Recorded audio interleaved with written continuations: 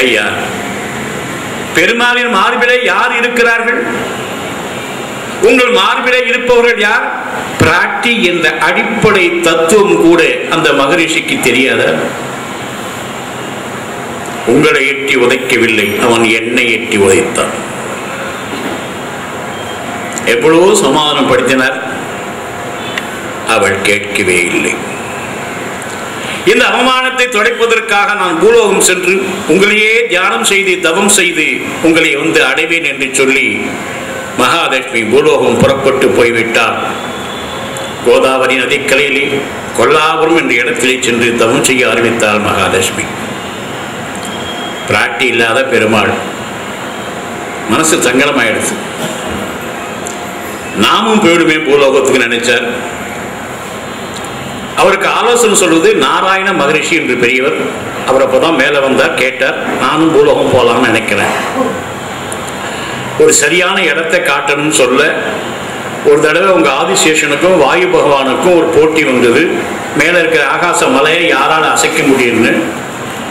அப்ப நாரர் சொன்னார், எவன் அசைக்கிறானோ அவன் பலசாலி என்று சொல்ல ஆதிசேஷன் மலையை இருக்க கட்டினுட்டார் வாளால.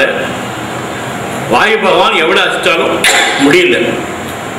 ஆனா கொஞ்சம் அசந்திருக்க நேரத்தில் அசைஞ்சா கீழே விழுந்துடுத்து மலை, துண்டா செதறி போச்சு.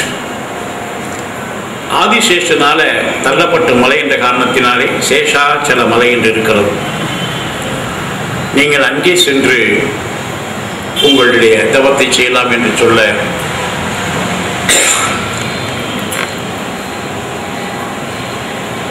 சிவனிடம் சென்றார்.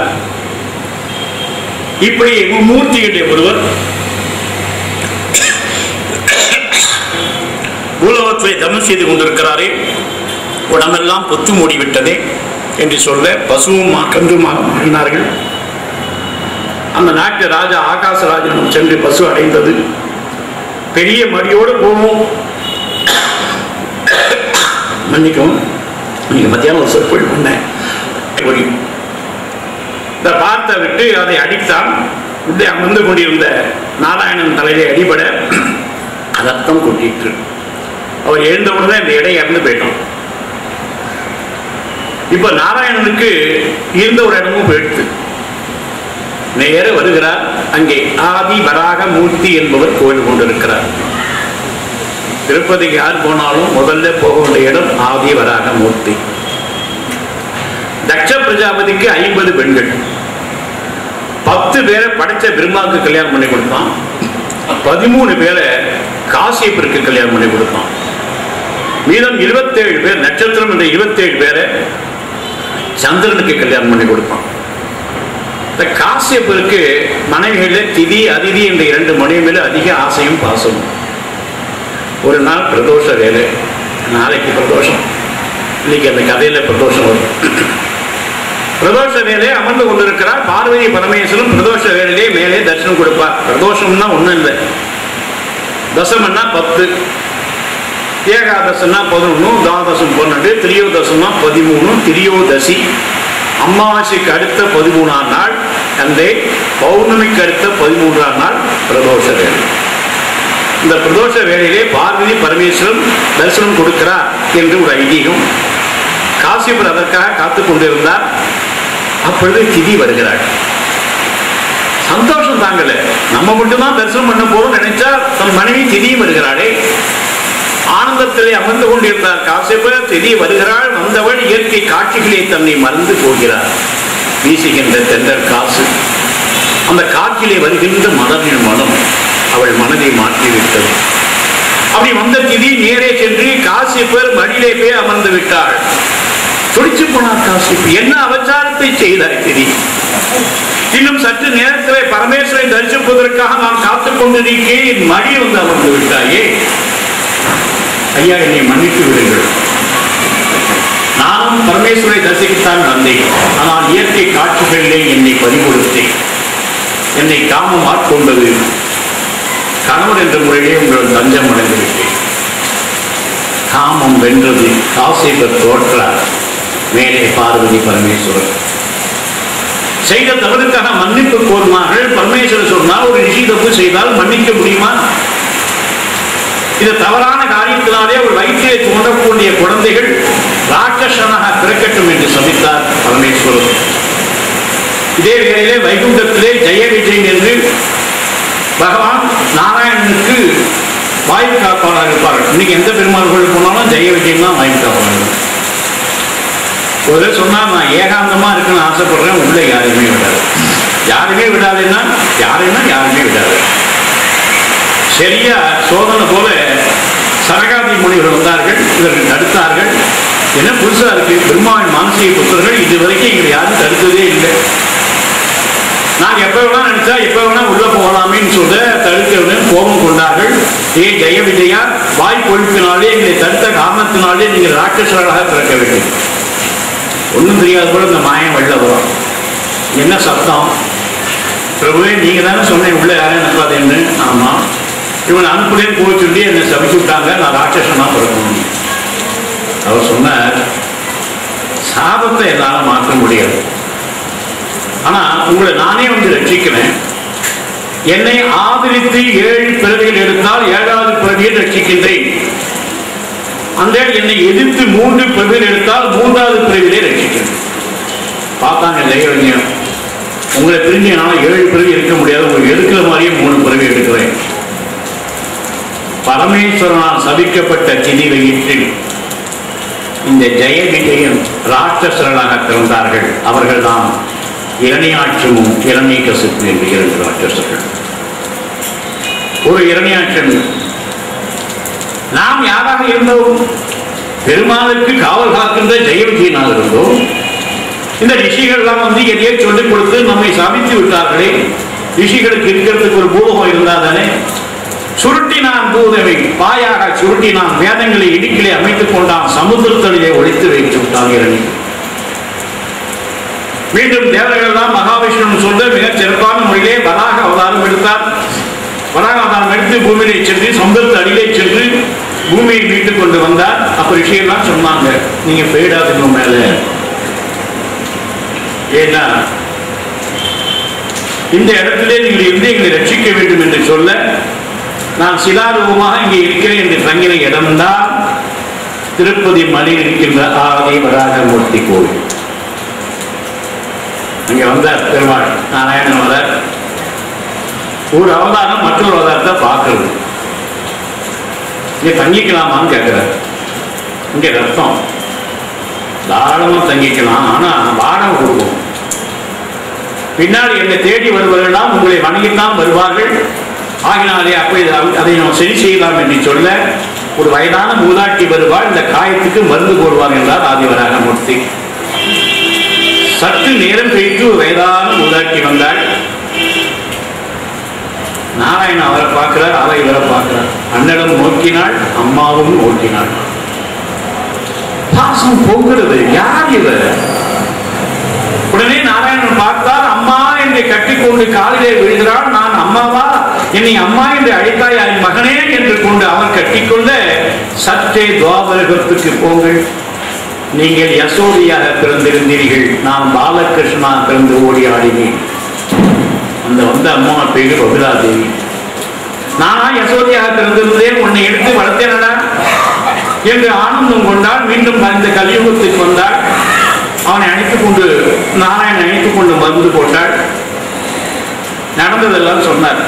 மகாலட்சுமி ஏன் கோச்சில் போனார் எல்லா வருத்தையும் சொல்ல, ஒருபோதும் உன்னை விட்டு மகாலட்சுமி பிரிய மாட்டார். இது கற்பனை. அந்த ஸ்ரீயாகப்பட்டவள் எப்போதுமே உன்னுடன் நிவாசம் பண்ணுவாள், உன்னோட வசிப்பாள் என்று சொல்லி, இன்றையிலிருந்து நீ ஸ்ரீ நிவாசன் என்று அழைக்கப்படுவாய் என்று சொல்ல, நாராயணன் அன்றையிலிருந்து ஸ்ரீனிவாசன் என்று அழைக்கப்பட்டார். ஸ்ரீனிவாசன் பகுலாதேவியுடைய ஆசிரமத்திலே வசித்து வருகிறார். ஒரு சாபத்தினாலே சோழ மகாராஜா வேறொரு பிறவி எடுத்து மீண்டும் ஆகாச ராஜன் என்ற மன்னனாக பிறக்கிறார். அவருடைய குரு சுகர் முன்னர் தான் தெரியும், கிளிமூக்கோடு இருப்பவர். குழந்தை இல்லை மகாராஜா. எப்போதும் போல ஒரு புத்திர காமத்தை யாத்திரை செய்யலாம் என்று மலையடி வாரத்தை வந்தால் திடீரென்று குழந்தை கதறுகிறது. அங்கே திறந்து பார்த்தால் பெரிய தாமரை புஷ்பம், 1000 இடம் கொண்ட தாமரை புஷ்பம், அதன் மீது பெண் குழந்தை. அப்படியே எடுத்து வளர்த்தார். தாமரை புஷ்பத்தினாலே நாளே அந்த குழந்தைக்கு பத்மாவதி என்று பெயரை சூட்டினார். தமிழ்ல அலர் என்றால் மலர், அலர் மேல் மங்கை என்று பெயர் சூட்டப்பட்டது. இந்த பத்மாவதியை அவரோட செல்லமா வளர்த்தார். ஆனா ஆண்கள் எல்லாம் பார்க்கக்கூடிய ஒரு சந்தர்ப்பம் அந்த அம்மா கிடைக்கல. ஏன்னா ஒரே குழந்தை சிறப்பாக வளர்க்கப்பட்டு அவள் பருவத்தை அடைகிறாள். ஒரு நாள் பத்மாவதி அந்த புறத்துக்கு சென்று விளையாடப் போகிறாள். அப்பொழுது சீனிவாசன் அம்மாவிடம் சொல்லுகிறான், நானும் போயிட்டு வரேனே, ஜாக்கிரதையா போயிட்டு வான்னு சொல்ல சீனிவாசன் புறப்பட்டு வருகிறார். ஒரு யானை பிடித்து கொண்டு வருகிறோம். யானையை பார்த்தோன்னு பத்மாவதி கதறுகிறாள், பயப்படுகிறாள். ஓடி வந்து சீனிவாசனை கட்டி கொண்டு விடுகிறாள். யானை மறைஞ்சு போச்சு. பின்னாடி ஒரு மாம்பழத்திற்காக இப்படிதான் பிள்ளையாருக்கு சுப்பிரமணிய சுவாமிக்கும் ஒரு போட்டி வரும். உலகத்தை சுற்றி வந்தா மாம்பழத்தை கொடுப்பேன் பிள்ளையாருக்கு சொல்லுவார். அதே பிள்ளையார் சுப்பிரமணிய சுவாமி கல்யாணம் பண்ணிக்கணும், வள்ளி திருமணம் கல்யாணம் பண்ணிக்கணும் ஆசைப்பட்ட உடனே யானையா வந்து நிற்பாருங்க, பிறகு மறைஞ்சிருவார்.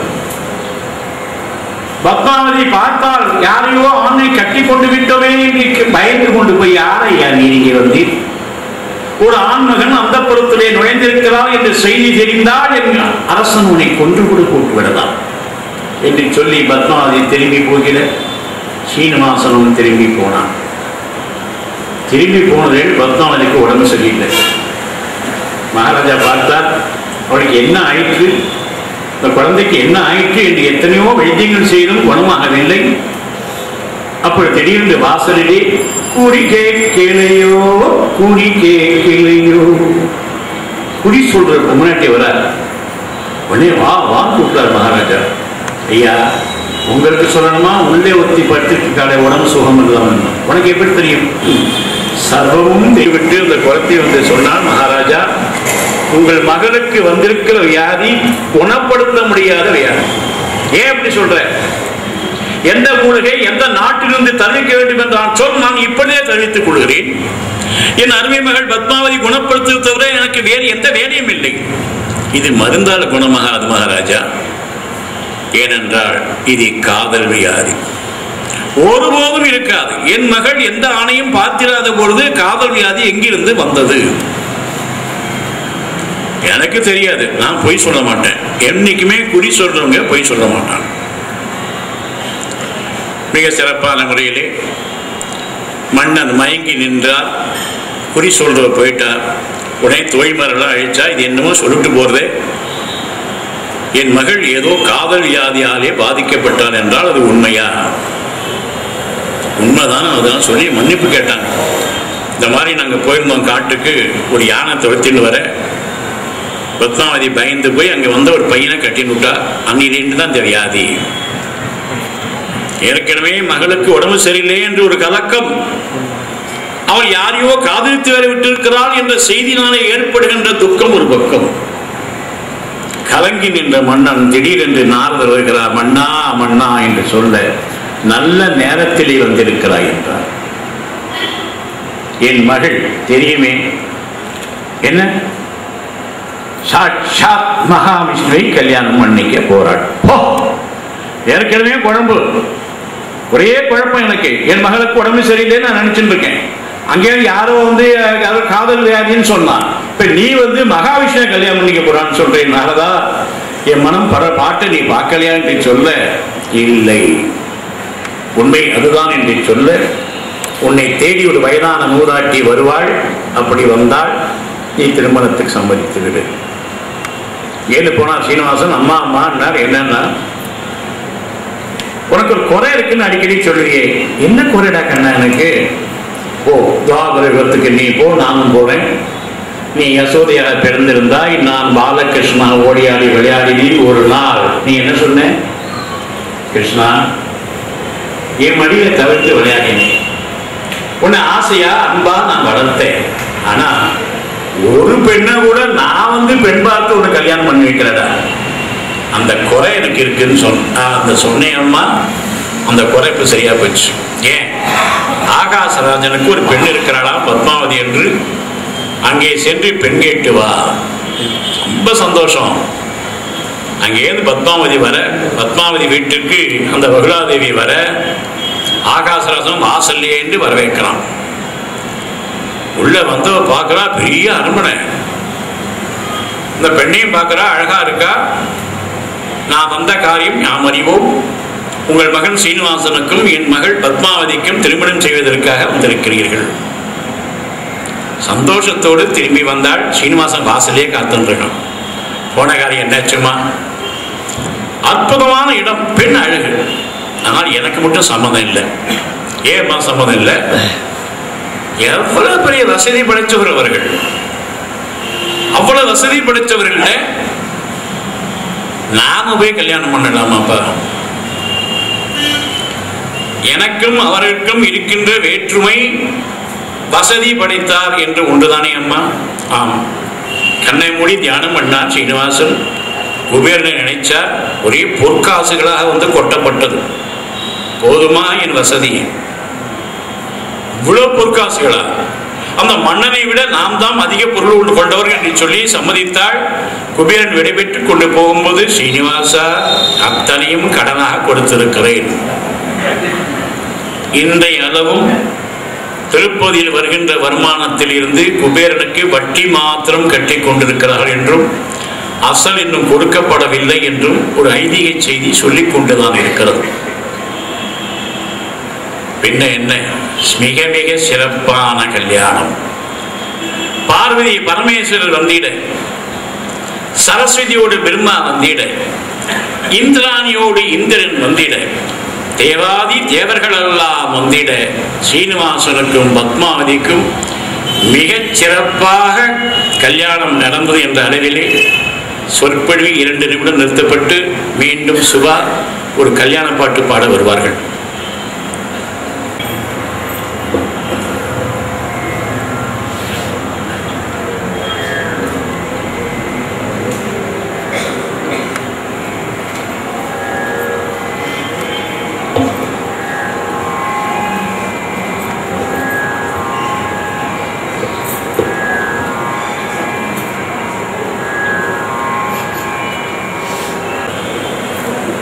पद्मावती कल्याण वैभोग में श्रीनिवास कल्याण वैभोग में पद्मावती कल्याण वैभोग में श्रीनिवास कल्याण वैभोग में वसुदेव दवबाल असुर कुल काल वसुदेव दवबाल असुर कुल काल शशिवदन सत्यवामलोला वसुदेव दवबाल असुर कुल काला शशिवदन रूपिणी सत्यवामलोला पद्मावती कल्याण वैभोग में श्रीनिवास कल्याण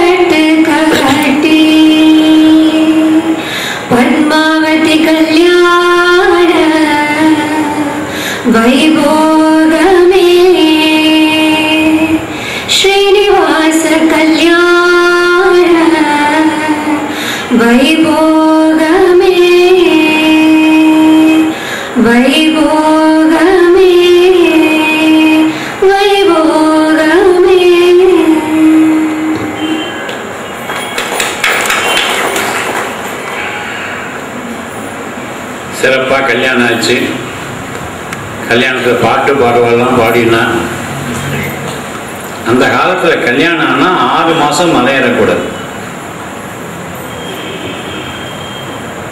காரணம் விஞ்ஞானமாக கூட இருக்கலாம். ஒரு பெண் திருமணம் ஆன புதியதே கர்ப்பமாகலாம், கர்ப்பம் கலைந்து போவதற்குரிய வாய்ப்பு இருக்கிறது. காரணம் நடந்து தான் போகணும் மலைக்கெல்லாம். ஆகினாலே கல்யாணம் ஆன பெண்கள் 6 மாதம் மலையில் ஏறக்கூடாது. இப்ப பாதி கல்யாணம் மலையில தான் நடக்கிறது. அது லௌகிகம், அதுக்கிட்ட நம்ம போயிடக்கூடாது. ஆகினாலே பத்மாவதியும் சீனிவாசனும் அகஸ்தியர் ஆசிரமத்திலே சென்று தங்கினார்கள். தேனியில் அனுபவித்தார்கள் என்று சொல்லிக் கொள்வோமா? வந்தார் நாரதர் அங்கே. ஆஹா, எப்படி ஏற்பட்ட கல்யாணம்! கண்குளிர கண்டேன், அமர்ந்து கொள் நாரதா என்று சொல்ல, முக்கியமான வேலை இருக்கிறது, போய் வருகிறேன் என்று புறப்பட்டு போனார் நாரதர். எங்கே போனார்? கொல்லாபுரம் போனார். அங்கே மகாலட்சுமி ஓம் நமோ நாராயணாய. அம்மா, நான் வந்திருக்கேம்மா நாரதர். ஆனால் உனக்கு தெரியாத, எனக்கு என்னமோ ஜபித்ததே, அதுதான் எனக்கு புரியல. காதில் என்ன ஜபிப்பேன்? என் பிராணநாதருக்கு ஏற்பட்ட அவமானத்தை தொலைப்பதற்காகவே பூலோகம் வந்து ஜபம் செய்கின்றேன் அல்லவா? அந்த நாமத்தை உச்சரிக்கிறேன். பரிதாபப்படுறேன். நான் என்ன நாரதா, என்ன பார்த்து நீ ஏன் பரிதாபப்படணும்?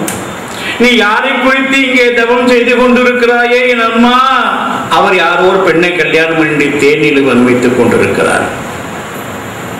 உன் விளையாட்டை எங்கிட்ட வச்சுக்காத நாரதா. நீ எல்லா இடத்துலையும் போய் விளையாடுவ, அந்த விளையாட்டை எங்கிட்ட மட்டும் வச்சுக்காது. நான் இன்னைக்காவது போய் சொல்லியிருக்கேனாமா? உங்களுக்கு சந்தேகம் இருந்தால் என்னோட வாங்க, அந்த பெண்ணோட தேனில் வகிக்கின்ற காட்சியை காட்டுகிறேன். புறப்பட்டு போனாள். இங்க பார்த்தா சீனிவாசனும் பத்மாவதியும் அமர்ந்து கொண்டு ஆனந்தமாக பேசிக் கொண்டிருக்கின்ற காட்சியை பார்த்தால் மகாலட்சுமி, பிரபே, இது நியாயமா, நீதியா, நேர்மையா? உங்களை மார்பிளை எட்டி உதைத்தாலே என்ற அவமானம் தாங்க முடியாமல் தங்களை மீண்டும் அடைவதற்காகத்தானே பூலோகம் வந்து நான் தவம் செய்தேன். நீர் பூலோகம் வந்திருந்தால் என்னை தேடி வந்திருக்க வேண்டாமா?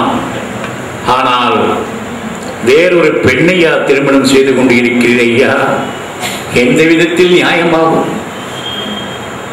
படபடன்னு பேசாதே மகாலட்சுமி. நீதானே என்கிட்ட சொன்ன இந்த பெண்ணை கல்யாணம் பண்ணிக்கோங்க. என்ன புது கதை? நான் இந்த பெண்ணை இது வரைக்கும் பார்த்ததே இல்லை. நான் பூலோகம் வந்து இந்த கொல்லாபுரத்திலே கோதாவரி நதிக்கரையிலே தவம் செய்ய ஆரம்பித்து வந்து யாரையுமே கண்ணால பார்க்கல. இப்ப நாரதன் தான் வந்தான். இல்லை மகாலட்சுமி, இந்த கலியுகத்தில் இல்லை. உனக்கு நான் திரேதாயுக காட்சிகளை காட்டுகிறேன். செல். நான் ராமனாக பிறந்திருந்தேன், நீ சீதையாக பிறந்திருந்தார். சிறப்பான முறையிலே நமக்கு திருமணம் நடைபெற்று பரசுராமர் கர்ப்பபங்கம் முடிந்து கைகேயி தாயார் சொன்னதற்காக காட்டிற்கு சென்றவர். காட்டிலே படக்கூடாத ஆசை ஒன்று பட்டு ஒரு மானை பிடித்து தா என்று நீ கேட்க, அந்த மானை பிடிப்பதற்கு நானும் லட்சுமணனும் செல்லுகின்ற கட்டாயம் ஏற்படுத்த போது இலங்கையை ஆண்டு வந்த ராவணன் உன்னை கடத்தி போய்விட்டார். இந்த உன்னை மீட்பதற்காக ஆஞ்சநேய சுவாமியின் உதவியோடு நான் இலங்கையிலே போரிட்டு அவனை கொன்றேன். இனி சீதா நடந்த காட்சிகளை அப்படியே உன் கண் முன்னால் காட்டுகிறேன், பார்த்துக்கொள். யுத்தத்திலே ஸ்ரீராமமூர்த்தி வெல்லுகிறார். ஆஞ்சநேயரை பார்த்து நல்ல செய்தியை சீதையிடம் சொல் என்று சொன்னவுடன் ஆஞ்சநேயர் புறப்பட்டு போகிறார். ஏழை சோபனம் ஏந்திரை சோபனம் மங்கள சோபனம். தாயே, போரிலே எங்கள் நாதர் வென்று விட்டார். அன்றைதான் நீ சொன்னீரே, சொல் ஒன்றினால் சுடுவேன் அது அத்தூயவன் வில்லி நாட்டற்கு மாசென்று வீசினேன். ஆஞ்சநேயா, இந்த இலங்கையிலே ராமபிரான் வந்துதான் என்னை மீட்க வேண்டும் என்பது இல்லை. என் கற்பு என்ற அஸ்திரத்தை நான் பயன்படுத்தால் ராவணன் செத்து விடுவார். ஆனால் ஊர் மக்கள் கடத்தி போய்விட்ட மனைவியை கூட காப்பாற்ற வக்கு இல்லாத ராமபிரானின் அன்புக்கு என்ன மதிப்பு இருக்கிறது பேசுவார்கள் என்றுதான் பொறுத்திருக்கிறேன் என்று அன்று சொன்னீர் அம்மா. ஆம் சொன்னேன். அம்பு வென்று விட்டது. ஆனந்தம் கொண்டாட செய்தி. அது மாத்திரமல்ல, அருகில் இருக்கின்ற அத்தனை பேரையும் பார்த்து கொன்று விடுகிறேன் என்றார் ஆஞ்சநேயர். எய்தவன் இருக்க அம்பை நோவானி. அவங்கெல்லாம் எனக்கு ஒண்ணுமே பண்ணல. ராவனுடைய கொள்கையை, ராவணன் சொன்ன சட்டத்தை அவர்கள் நடைபெறுத்தினார்கள், அவ்வளவுதான் என்று. அப்போ கூட இந்த சீதையுடைய அற்புதமான மனதை பாருங்கள். ராமபிரான் விபீஷனை அடிக்கிறார். சீதாதேவியை குளிக்க வைத்து, புத்தாடை பூண வைத்து, ஆபரணங்கள் பூண்டு என்னுடன் அழைத்துவார். ராமாயணத்திலே அரசியல் விஞ்ஞான கருத்துகள் நிறைய இருக்கு. இப்பதானே ஆஞ்சநேயர் போய் பார்த்தார். ஆய்ச்சினவான்னு சொல்லியிருக்கலாமே ராமபிரான். ஏன்னா ஆஞ்சநேயர் வேற சீதையை பார்த்திருக்காரு. ஏன் விபீஷண போய் ஆய்ச்சினவான்னு சொன்னார்? சீதை இன்னமும் இலங்கையிலே கைதியாகத்தான் இருக்கிறாள். விபீஷணன் முடிசூட்டப்பட்டு மன்னனாக ஆகிவிட்டான். ஒரு கைதியை விடுவிக்க வேண்டுமேயானால் அந்த நாட்டு அரசனுக்கு தான் அந்த உரிமை இருக்கின்ற காரணத்தினாலே விபீஷணனை சென்று சீதையை அழைத்து வர சொன்னார். குளித்து விட்டு